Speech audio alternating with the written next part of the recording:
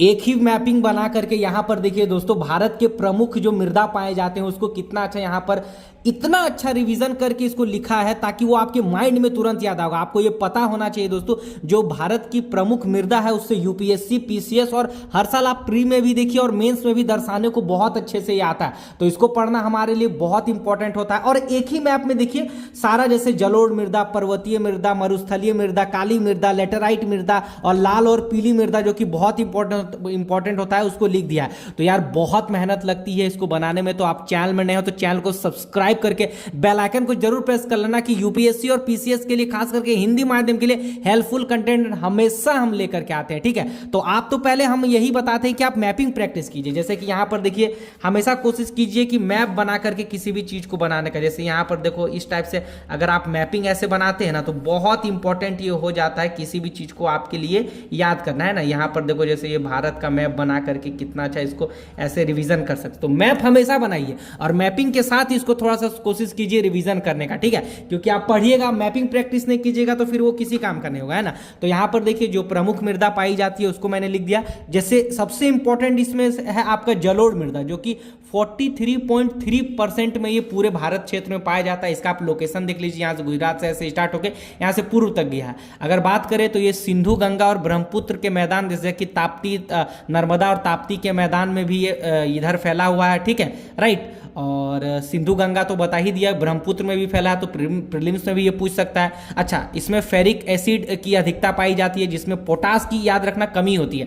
प्रमुख फसल इसका देख लो, पूछा जाता है आपको प्री में, ये पूछ सकता है, जिसमें गेहूं, चावल, दाल, सरसों, बांगर हो गया, गन्ना बहुत इंपॉर्टेंट है याद रख लेना, और बरसीम हो गया। तो ये सब इंपॉर्टेंट है। फिर इसके बाद जो सबसे ज्यादा पाया जाता है वो आपका होता है आपका लाल और पीली मृदा। ये देखो प्रायद्वीपीय भारत में ये फैला है। ये कहां फैला है? गंगा के क्षेत्र में फैला है। और इसको याद करो, फेरिक ऑक्साइड के कारण इसका लाल जो है रंग होता है। चूने, फास्फेट हो गया या मैग्नीज की इसमें कमी पाई जाती है, याद रखना है ना।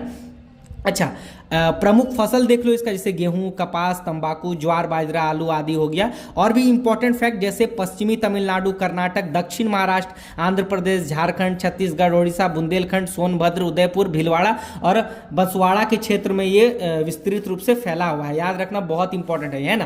थोड़ा सा ऊपर करके आपको मैप दिखाते हैं। उसके बाद इसके बाद जो पाया जाता है इंपॉर्टेंट, काली मृदा। काली मृदा आपका 15.09% में फैला हुआ। देखो कितना अच्छा शॉर्ट नोट्स का बनाया है। रेगुर मृदा भी इसको बोलते हैं। ठीक है। अच्छा, आंतरिक रूप से इसे उष्ण कटिबंधीय या चार्नो जेम्स के रूप में भी जाना जाता है। लोहा, चूना, कैल्शियम की इसमें मात्रा पाई जाती है, जैसे मैग्नीशियम, N2O हो गया, फास्फोरस हो गया। जैविक तत्व की इसमें जो है कमी होती है। ठीक है, याद रखना। और इंपॉर्टेंट क्षेत्र जैसे गुजरात, महाराष्ट्र, कर्नाटक, तमिलनाडु, यूपी, आंध्र प्रदेश, राजस्थान, झारखंड के भी क्षेत्र तक कुछ ये पाया जाता है ना। अच्छा, इसके बाद देख लेते हैं लेटेराइट को, देख लेते हैं जो बहुत इंपॉर्टेंट है। 3% में पाया जाता है। लोहे और एल्युमिनियम की प्रचुर मात्रा होती है।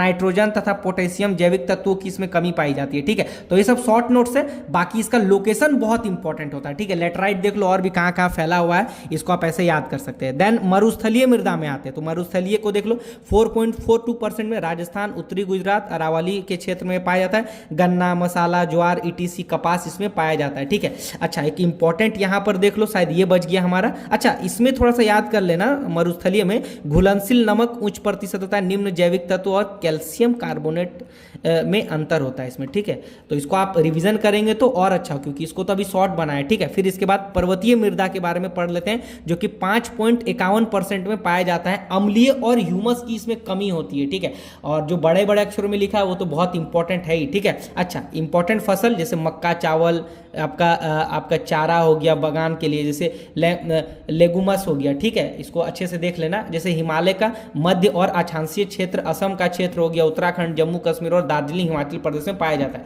ये इंपॉर्टेंट है, इसका याद रख लेना। अम्लीय और ह्यूमस की कमी पाई जाती है। बाकी इसको बना करके ऐसे रिवीजन कीजिए तो माइंड में बहुत अच्छा रिवीजन होगा। मेंस में कंटेंट भी याद कर सकते हैं और अच्छे से इसको रिवीजन करके एक शॉर्ट नोट्स भी रिवीजन कीजिएगा। बाकी डिटेल आप तो किताब में पढ़िएगा ही, लेकिन जो इंपॉर्टेंट कीवर्ड है उसको यहाँ से रिवीजन कीजिए। वीडियो पसंद आती है तो सब्सक्राइब कर लेना, बेल आइकन को प्रेस कर लेना, और इसी प्रकार के हैंडआउट टेलीग्राम में भी हम अपलोड करते हैं, तो वहां भी ज्वाइन हो जाना। कमेंट सेक्शन में नंबर दे दिए। बाकी दोस्तों मिलते हैं इसी तरह एक नेक्स्ट वीडियो में। तब तक के लिए अपनी पढ़ाई को कंटिन्यू रखिए।